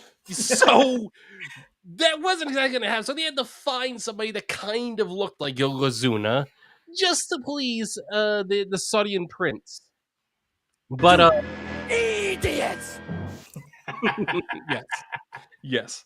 But this match overall, I thought it was all right. Thought it was good. I thought it was good that they showcased women in a street fight in Saudi Arabia. I think. Look, I don't know what the politics are like over there, but I do think that we can safely assume they are very slowly changing, and in a good way. Like, look, Josh, I see, like, yeah, like I'm not about to buy property in Saudi Arabia, Hmm. okay, but but I think I maybe in 20 years we'll see more because I do want to point this out because I don't know how many people saw the post show. Rhea Ripley was allowed to wear a t-shirt on in Saudi Arabia on live camera. Oh wow. I did not It's like see that. in the US and everywhere else in the world, that's like what is that a big deal? Women aren't allowed to show their arms, let alone have tattoos, piercings, and all those things that Rhea Ripley has. She was allowed to display some of that. So I did it, not know that. Wow, that's yeah, crazy. yeah. So it's like, okay, so clearly there is change happening in their politics, but like this is not something that's going to happen over time. I think maybe in 100 years, maybe 1,000 years, it's going to take Very before. slow. Yeah, it's not going to be quick. It is not going to be American influence. It's going to be the people of Saudi Arabia voicing their opinions enough. But overall, back to the match. Actually, like I thought it was good. It somehow they're gonna spin this to Raquel and Roxanne become a tag team somehow, some way. They had an easy way. Just let They Raquel win. they they did. That would have been the easiest way to get there. But now they have to finagle it and play 3D chess again because Saudi Arabia will not allow WWE to write their own stories. Yeah, I just feel like it would have been big for Raquel, probably one of the biggest singles wins of her career, and then you solidify the Roxanne Perez partnership, and I just think it felt so easy. But I said my piece already. I just want to skitter across this because we do got to talk about the other singles match. Voice, give me some of your thoughts on that. I'm just waiting for Grun's strip club in Saudi Arabia. So everybody, in a couple of years, Grun's gonna be there with all the. Anyways, the match was okay. It was again, you didn't need Rhea to win at all. You did need the prodigy to I don't know, understand what's happening in the match and maybe not almost break someone's neck. That'd be cool. But outside of that, I think this is going to also give Finn a reason to be on screen because he's going to be the keynote into doing the lip service for Roxanne to be trusted by Raquel. So I'm not too upset with that because it's more Finn. That's more seeing what Finn Balor's going to be doing because And I what he's cooking still up. Exactly, and I still think he's cooking up something. And if it's taken this long, it's got to be good. Hey, we will most definitely see. But we have the Lou in the chat. He says, Grun, take those glasses off. He also comes back and he says, IYH, happy Sunday. And then we're throwing it up runtime for the IYH bloodline. Our guy, the Lou, is in the chat. Check out what he is doing. He is an awesome creator. He's coming in and clocking in from Twitch. But let's switch gears real quick because we have to talk about Sami Zayn and Karrion Cross, and I have a lot of thoughts on this. Now, Karrion Cross, he came out on social media before the match, and he pretty much was saying, "Thank you for being so loud. Thank you for giving me this opportunity." He, all in all, is very grateful to be able to have his first PLE match since 2002, I think it was. He hasn't been on a PLE in 3 years, 2 or 3 years. That's crazy to think. He was on one this past Saturday. But I got to tell you, man, with the same thing, it's the same thing with Rhea Ripley. You could have just gave this one to Karrion Cross because only thing that you did, Karrion Cross has been in Sami Zayn's ear for months now. They've been building this story, and now Sammy gains the victory, and it's just like, what's the point of Karrion even coming knocking on his door anymore? You would have definitely had more stories to be able to grow from Karrion Cross winning. Maybe Sammy becomes doubtful and realizes that Karrion Cross is right, that I do kind of have to be a little bit emotionless, a little bit cold if I'm going to actually become a world heavyweight champion instead. And I hate it. I hate the fact that I can call it spot for spot, because when I was watching that match on my couch after I got off from my shoot job, I sat down, we watched it, me and my son did, and I saw where Karrion Cross Irish whipped Sami Zayn into the corner, and then uh, he ran and hit him with the clothesline.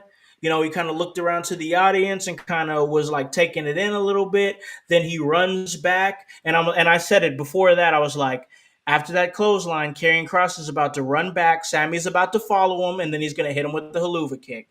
And what happened?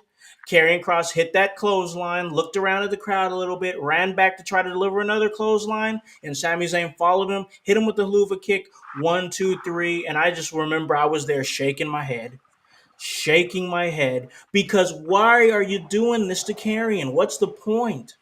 What's the point? Sami Zayn's already established. Sami Zayn really doesn't have much of anything else going on. So what did he benefit from this win? Nothing. Nothing. I understand he came out and he's like, yeah, I represent the culture and blah, blah, blah, yada, yada, yada. That would have even been more, that's more reason to give Karrion the win. But once again, like Grun highlighted earlier, Saudi Arabian culture is like, give me what I want. I need this, and things are a little tense over there. So you give them what they want. But what price do you pay for that? You're now having to, once again, Grunt said it, play some 3D chess and finagle how you're going to make Karrion Cross relevant again, how you're going to make Raquel Rodriguez and Roxanne Perez a tag team and make it make sense. You sacrificed layups in your storylines just to make these people happy. I'm not in love with it. Voice, what's some of your thoughts? Karrion Cross and Sami Zayn. We'll skitter across this one as well. I I love that Karrion Cross is making me a fan. Um, I thought it was a good match for him. I hated the ending, but the rest of my comments are insensitive, so I'll pass it off to you guys. Well, you know what, guys? I found a post that apparently WWE, because I do believe WWE would be the only one of the only people that are able to reveal this information on YouTube. The creator can see disliked posts or dislikes. Uh huh. The Sami Zayn Karrion Cross match has 55,572 likes, but 5,757 dislikes. All right, that's interesting. Wow. 51% have said they dislike the Sami Zayn carrying cross match. And now, let's be very clear. Sami Zayn has built up a lot of love over the years as a heel, as being a conspiracy theorist, and just being Sami Zayn. And this has nothing to do with people disliking Saudi Arabia. It has nothing to do with Sami Zayn. It has to do with Karrion Cross not getting the win when he needed to get the win, because what does the loss do for Sam? It doesn't hurt Sammy, because Sammy's entire career, his entire story is pushing forward and coming back from defeats. Yeah. Very true. You have the chat even saying Cross is going to pick a fight with Tozawa next and lose that too. Why does Triple H hate carrying Cross, bro? What's Please, going God, on? no. I don't think it's Triple H. I don't. I think somebody is in his ear.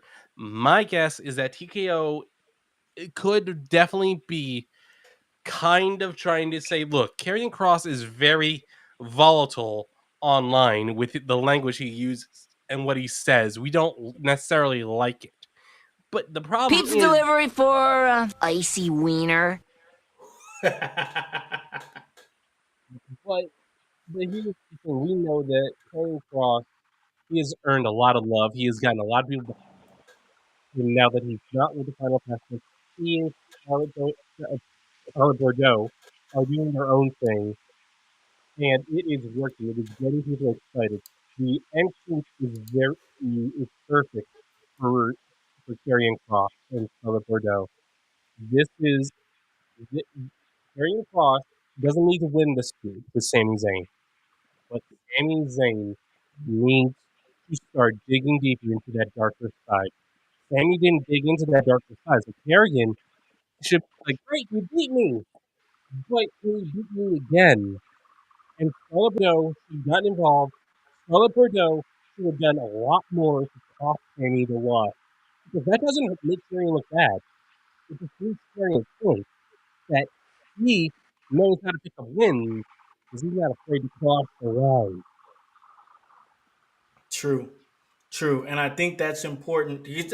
I like the fact that we could see a rematch. That the possibility. I'm not saying they're going to do it, but the possibility that we could see a rematch and Karrion Cross wins dirty, because that's what Karrion Cross has been saying this whole time. Is that you're going to have to do some things that you wouldn't normally do if you're going to become world heavyweight champion. The difference between me and you is I'm willing to do them. So they could still save this thing, but in the all in all, I didn't like it. I mean, I just felt like you take that opportunity right there with Karrion Cross. You give him that PLE win, and carry it from there. But we're gonna move on here because we got to jump to a title match. One of the two title matches that went down. I thought and sidebar real quick. I do like I like how the card was built. I didn't. This isn't. Wasn't in love with this event, but I do like how the card was built. That we had two title matches, a street fight, a singles match, and two tournament finals matches. I love that structure. I like it. I think for me personally, that's the recipe for a B plus, A minus PLE. This PLE wasn't that for me. We'll get to that, but let's get to the first championship match that happened. That's the United States Championship. Jacob Fatu goes up against Solo Sikoa, and I got to tell you, as somebody who is a huge Jacob Fatu advocate, and also a big fan of former In Your House guest Solo Sikoa, who's been on this show before he signed with WWE. I I I never thought I'd see a situation where I was like, you know what? My guy Jacob is not the United States champion, and I'm okay with it because not only did we get a return, we got a debut. We had the return of Tongaloa. He came back to the company. The GOAT himself, as the kids call him, Tongaloa, returns to the company. And then finally, after months and months and months of speculation, I know we've talked about it, especially particularly Grun has talked about it. Hikaleo finally making his debut. to the WWE. I didn't hate it. He comes in and he grabs Jacob by the face and he's like, "You should have paraphrasing, you should have appreciated what you had. You had it all." Choke slams him through the table and effectively helps Solo uh, win the United States Championship. Now we have the reformation of the bloodline with JC Mateo, Solo Sikoa United States Champion, the return of Tongaloa, and the debut of Hikuleo. And now we have another bloodline stable. And I'll say this: it's not the main event faction. It's not taking over. It now the bloodline has been relegated. I don't want to say relegated because that sounds derogatory. The bloodline is now in the mid card, and I like that lane for them. I think if they stayed in the main event, I'd be like, all right, here we go with the bloodline again. But it seems like the bloodline 3.0 is going to be a prevalent faction in the mid card.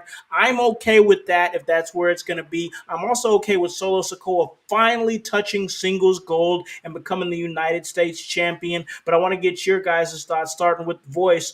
Your thoughts on the United States Championship. Solo Sikoa, new champion. Where are you at? I guess I'm gonna wait and see what they do with that one.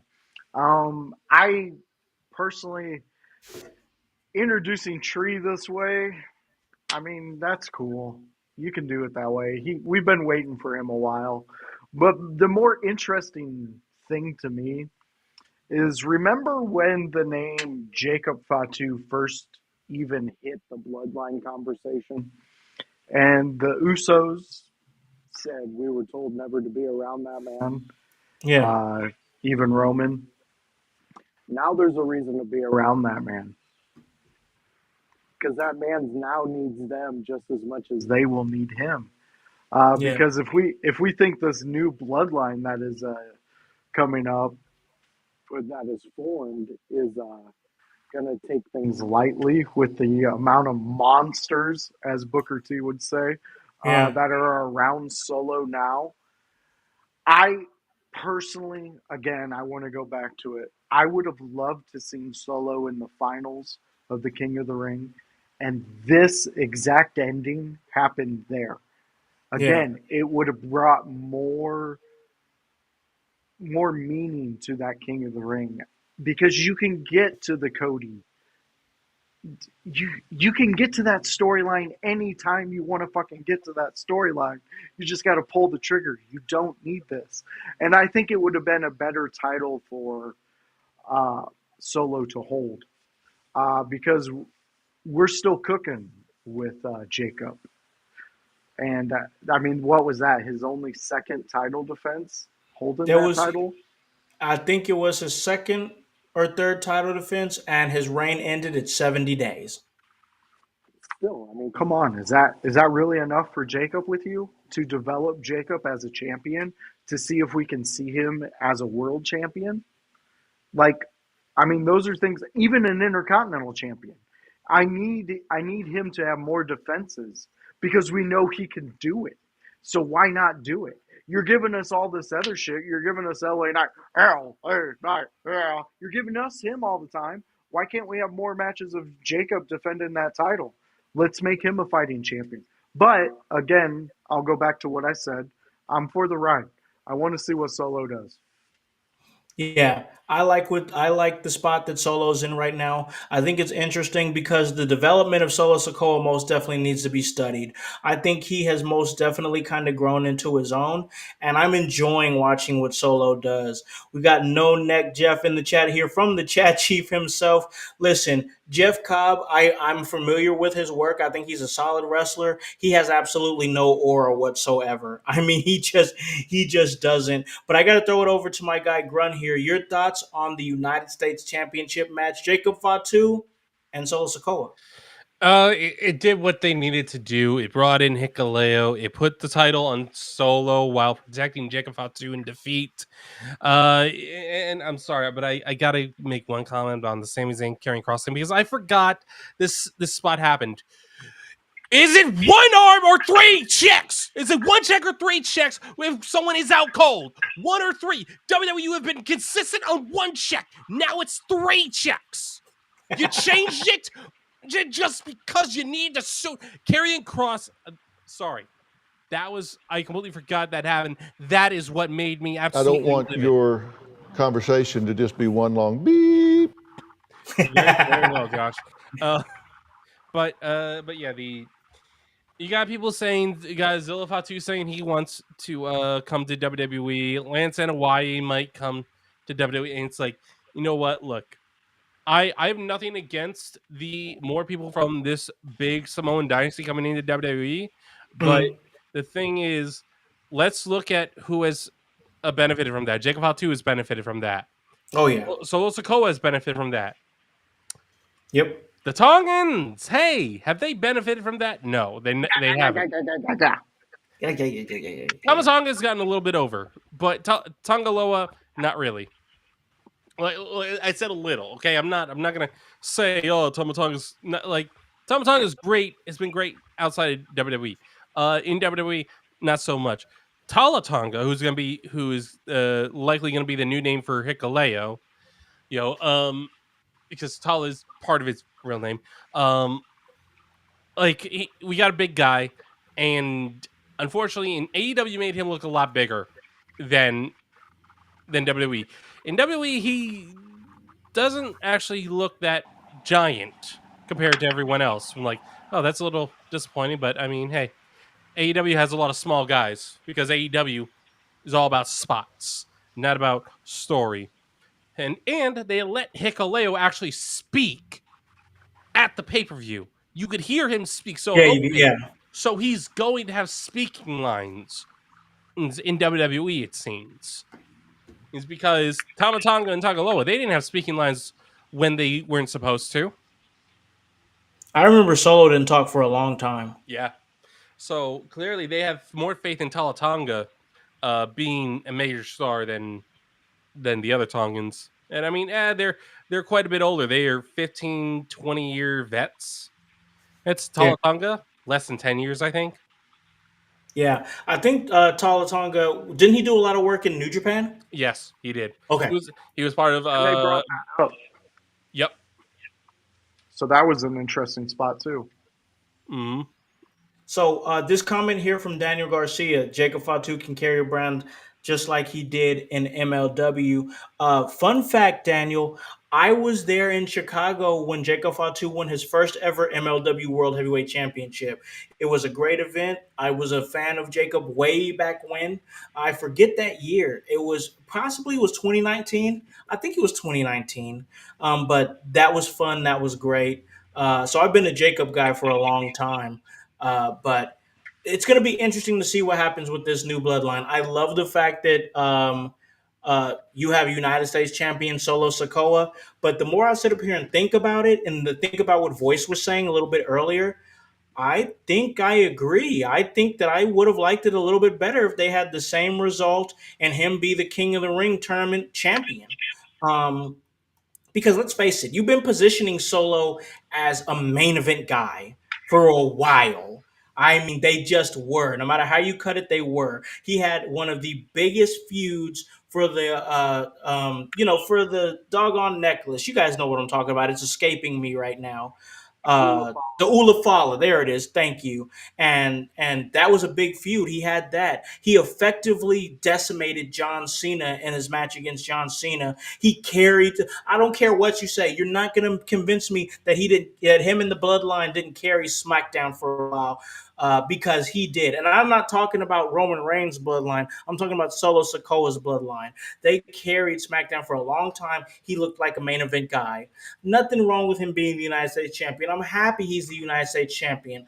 But you kind of said like, yeah, we trust you in the mid card, like when you could have made him be the King of the Ring tournament champion and been like, hey, we believe you could be the next world heavyweight champion. We're giving you a shot at SummerSlam. And yeah, he's had a shot at SummerSlam before, but I think this is where you really pull the plug. Pull the trigger and let it happen.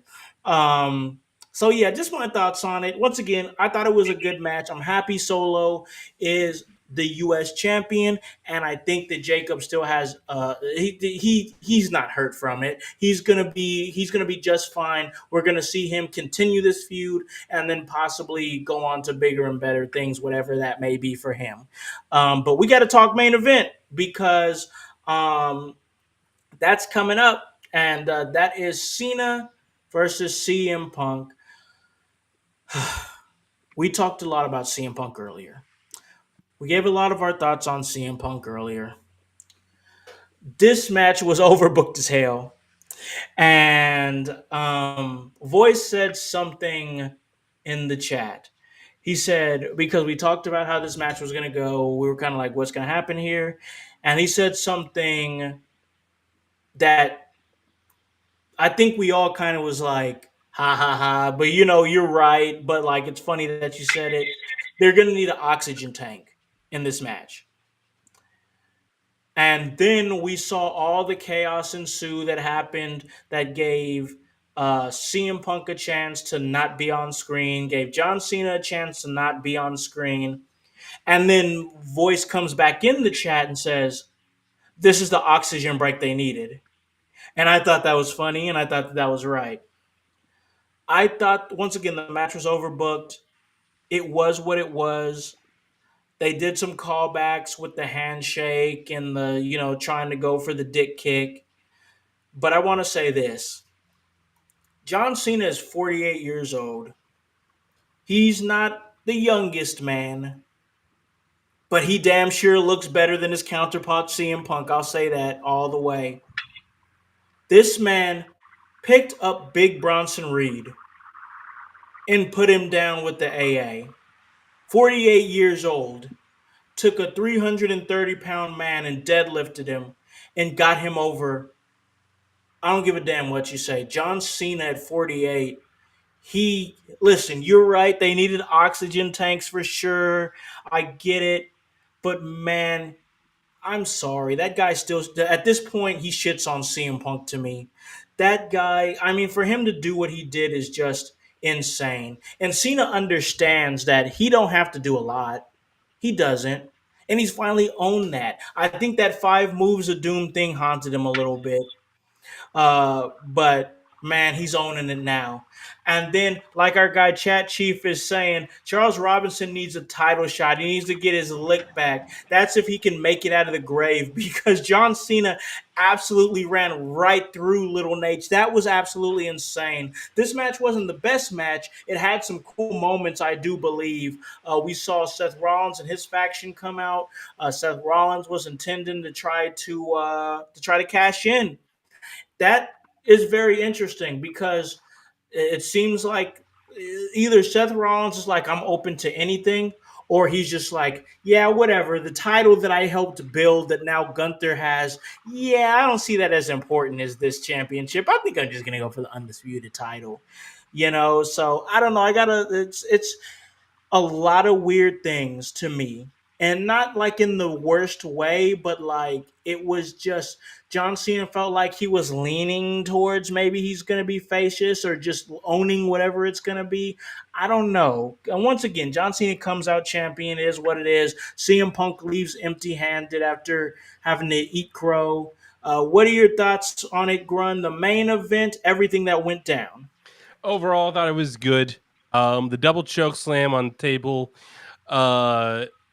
I thought it. I thought they. I originally thought like, what the hell happened, and then he just hit me.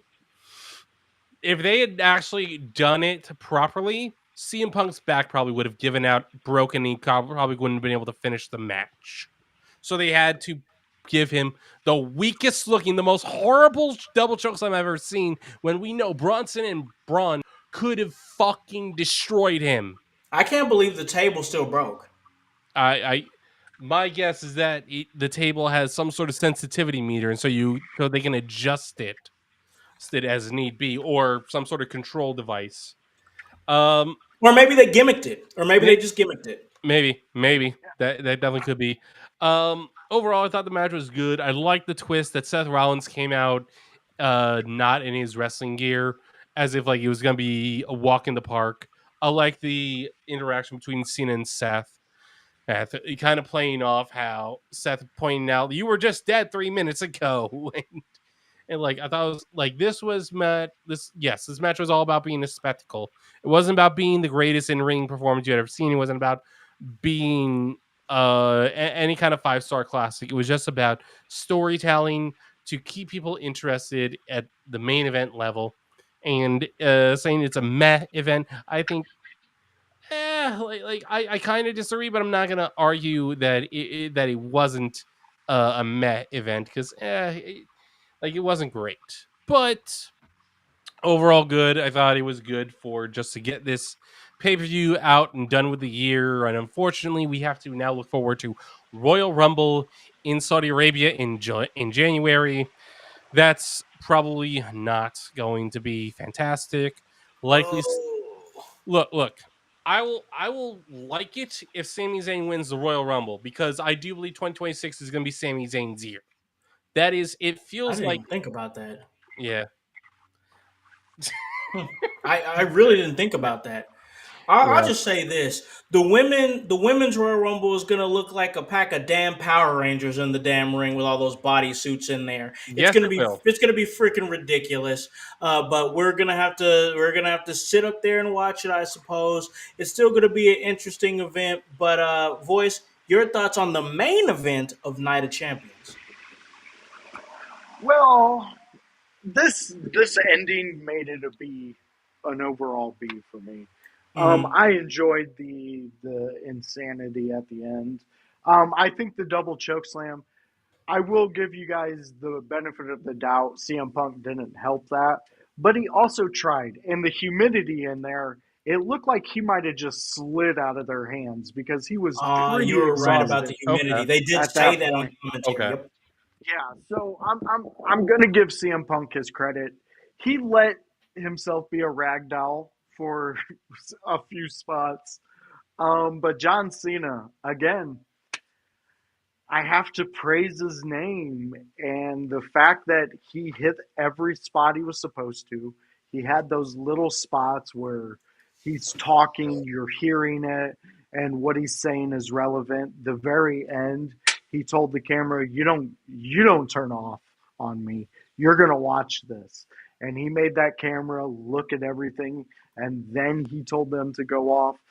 Those are the little things that you have to love and you have to appreciate. That's a And franchise player. Mm, exactly. So all you out there trying to get your name out there, even if you're in the WWE, pull out a notebook, not your phone, a notebook, and you're going to write it down because when we write things down, we retain them and we remember them a lot more. So we're going to do that. Jade, talking to you.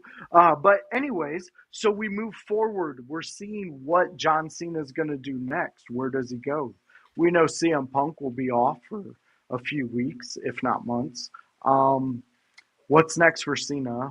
What's in the story that we're not being told yet, and what are they hiding behind the curtain? Because I still think there's a lot of tricks up the sleeve, and the storyline again. You made it a B overall for me because of this match and all the craziness at the end, and then bringing it all together, rehashing the moments. And I think we could have got there with Solo and John Cena running them back at SummerSlam.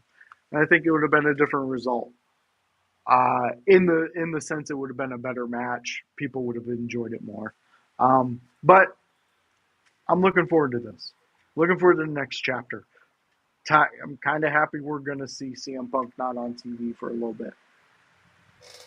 Yeah, yeah. Just I'm serious, man. I'm serious. I think he needs to freshen himself up. Like, and we've seen some of the best do it,.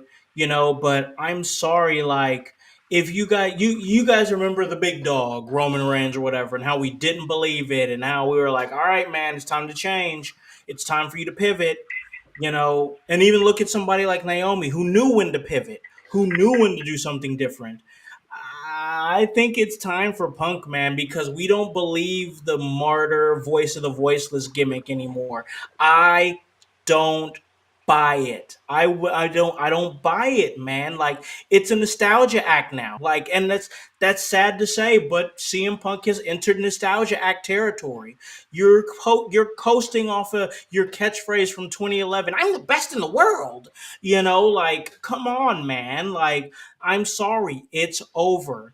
You're not anti-establishment. You're not that same long-haired, you know, goth looking guy with the lip ring. You're not that. You're a 40-year-old guy who's a millionaire, who's made his money off of wrestling, and you're not one of the emo kids from freaking South Park. You are not that anymore, all right? You're a corporation, bro. You're Randy Marsh now. Okay? So that's where we're at. You're running Integrity Farms, bro. That's what you're doing. You're not one of the whiny little goth kids. Just own it, bro. Just own it, because you're not that. And that's, to me, that's it. I mean, it was an all right event for me. Once again, there were some things I wanted to see done differently. For me personally, it was a C plus. If I'm being generous, I'd give it a B minus. But that's not to say the event was awful, because it wasn't. There was some great bell to bell wrestling in there for sure. I enjoyed a lot of the bell to bell wrestling, but I'm a storyline guy, and that's how it always is with me. And if the stories don't make sense, or the stories don't intrigue me or entice me, then you can't get a 10 from me. You just can't. And I thought that there was a lot of situations in this event where they could have developed and cultivated stories if they would have went in a different direction. Instead, they went safe, and for that, that's why I got to give that a C plus. But I still enjoyed the event. I always enjoy afternoon wrestling. We're gonna be seeing Monday Night Raw at 6 tomorrow. That's gonna run before Window Liquor, so it's gonna be interesting to see how the fellas run that show here at In Your House. But we're gonna ride off into the sunset, and that's just a great segue there to throw it over to my man, the voice, Josh Joseph, to tell you where you can catch him at, everything that he's doing. He's a great creator and producer. Voice, where can they catch you, bro? All right, so like House said, on Mondays you can catch me at 7 p.m. with the blue-eyed villain himself, Grunmeister, and the Chaos Goblin, Kevin Calloway. That's where we talk Monday Night Raw, and we give you the preview of what's about to happen. Tomorrow we'll probably, you know what? Why don't we call an audible? We'll do a watch-along for the hour that we're on, and Ooh, we'll discuss what's going on. Let's switch it up. Let's do that. So we'll I let like Kevin know that. that That's if fun. he's That's not paying fun. attention. So we can That's do fun. that. Outside of that, there's a thing I do where we watch ECW. It's the ECW watch along, and that's on Thursdays. That's at around 5 p.m. where we catch you up and we let you know what we still love. It's called ECW, and we go back in time. That's me and House, and I show House maybe some things he might not have seen yet, but he knew was in the history books, and he's always wanted to see it. So we relive those moments, and it's all about ECW. Join that show. I'm telling you, Discord is popping because of that show. Mm-hmm. We're moving big things with that show, so stay tuned with us. We got a lot in the banks for that one. Outside of that, I do this show, the Sunday House Party. You've seen what it was. It was us having fun, us doing our thing. It's part of the house party. Jones is always here in spirit, even if you Yes, don't he see him on is. screen. We absolutely adore that dude. He was live. I honestly would have loved to have him on this show because of all his comments Yeah. from the show. Uh, my last bit of information will be, hey, WWE, you don't got to listen to Saudi tell you how to run a storyline. You guys do great without that. So, and maybe Saudi, watch, catch up, and understand what's happening, because they matter. Storylines matter.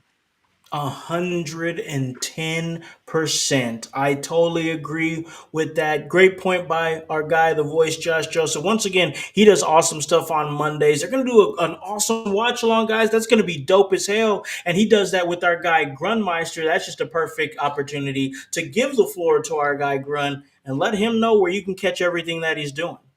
You can catch me at twitch.tv/grunmeister, as well as On YouTube, search for my channel, Grunmeister, where I stream 7 p.m. Eastern on Fridays. The Grun's Room SmackDown Preview Review Show. Oh, and you know what? I'm talking about everything WWE, everything SmackDown, and sometimes I give a good rant. Yes, we love to hear the rants, man. We love to hear everything that Grun cooks up. And that brings it to me, ladies and gentlemen. And man, you guys know where you can find me at. Right here doing my thing here at In Your House.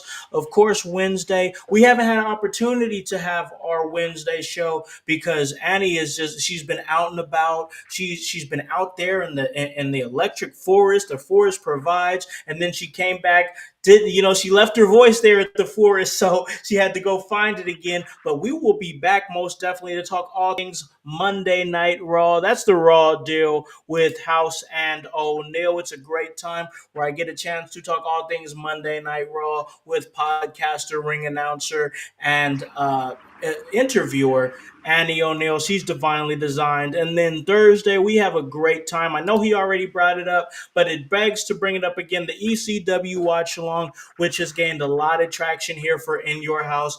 I'm trying to get some big things happening. I just need people to answer their inboxes. That's what I'm saying, because we have a great watch along, but with the growth of this show, with the growth of our ECW watch along, we really want to thank you guys, the fans, and give you guys something big. So I'm going to keep pestering these people until they give me an answer. I've been in their inbox for sure, and we want to get you guys some big interviews and some big guests for that. ECW Watch Long is fun. It's one of my favorite things that we do here at In Your House. But guys, you already know, Sunday house parties, come join us. We talk the week of wrestling, and if we just come off of PLE, we talk about that as well. It's a great time, and we just had a really great episode ourselves here. Hey, make sure you check out the Discord. The Discord is starting to rock and roll, so we will get those links in there, and I will make sure that we have it all out there for you folks, whether it's now or on demand when we get a chance to do it. But trust me, at some point we're going to get those in there. And hey, check out everything I'm doing musically. I just jumped back into the music thing. Go follow my page on Facebook and on Instagram. On Facebook, it's Con Rome, CONROME. On Instagram is It's Con Rome. Same, but with it's in front of it. I'm dropping music. I'm doing songs. I've been feeling that itch again, and it is really great to get back into the world musically. But I have fun doing this as well. This is what I do. I'm a multimedia guy, ladies and gentlemen. Music, podcast, I love to do it all. Brings me joy. It's my passion. I love it. And I loved this episode. We got a chance to have another Sunday house party, talk all things Night of Champions, get some things off our chest that we were talking about in the group chat for the last couple of days. And that's why we do it here, because, guys, it's all a part of the work, and that's HOWSE. And the W stands for work. Thank you to our man, Grunmeister, for coming on. Myself and the voice, Josh Joseph, we co-produced this episode. Guys, you need to hop on this bandwagon. Get on or get gone, because the household is still going mighty strong. You guys have a great day and a great rest of your week. Peace. Yeah. In your house with O'Con. Hey, O'Con in your house. Hollywood in your house. Hypocrisy's head in the clouds. Curating all kind of loud. Wrestling in front of the crowds. Paragon's holding it down. Anybody can get it. Josh Joseph standing on his decisions. He is the voice. There is no choice. We is them boys in your house making wrestling noise. Moving fast just like cruiserweight action. In your house is the perfect distraction. Bumpers in your ears when you in traction. Get this work with some wrestling action. Smooth.